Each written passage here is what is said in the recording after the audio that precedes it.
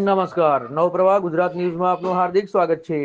જંબુસર તાલુકામાં આગામી પવિત્ર તહેવારો ઈદ અને રામનવમીને શાંતિપૂર્ણ હર્ષોલ્લાસભેર ઉજવવા માટે જંબુસર પોલીસ સ્ટેશન ખાતે સાંજે 5:30 વાગે શાંતિ સમિતિની મહત્વની બેઠક યોજાઈ હતી। આ બેઠકમાં હિન્દુ અને મુસ્લિમ સમાજના અગ્રણીઓ સાથે શહેર ભાજપ પ્રમુખ મનન પટેલ, ચંદ્રકાંત પટેલ, વેપારી અગ્રણી સંતુભાઈ ચોકસી, શકીર મલેક સહિત પોલીસ અધિકારીઓ ઉપસ્થિત રહ્યા હતા। બેઠક દરમિયાન બંને સમુદાયોમાં ભાઈચારો અને એકતા જાળવી રાખવા ખાસ અપીલ કરવામાં આવી।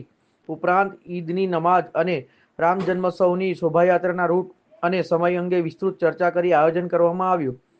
પોલીસ પ્રશાસન દ્વારા તહેવારો દરમિયાન શાંતિ જળવાય, કોઈ અફવાઓ ફેલાય નહીં અને કાયદો વ્યવસ્થા જળવાઈ રહે તે માટે જરૂરી માર્ગદર્શન આપવામાં આવ્યું હતું।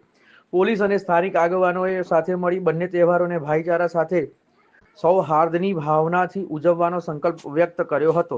આગામી સમયમાં રમઝાન ઈદનો તથા એના પર રામનવમી તથા હનુમાન જયંતિનો તહેવાર આવતો હોય તે અનુસંધાને જંબુસર પોલીસ સ્ટેશન વિસ્તારમાં આ તહેવારો ખૂબ શાંતિપૂર્ણ ઉજવણી થાય તે અનુસંધાને હિન્દુ મુસ્લિમ સમાજના આગેવાનો તથા જે આયોજકો છે એની એક મિટિંગ રાખવામાં આવેલી હતી।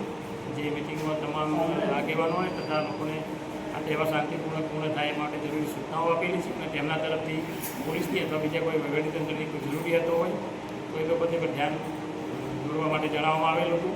આમ તમામ આ બાબતની તૈયારી પૂર્ણ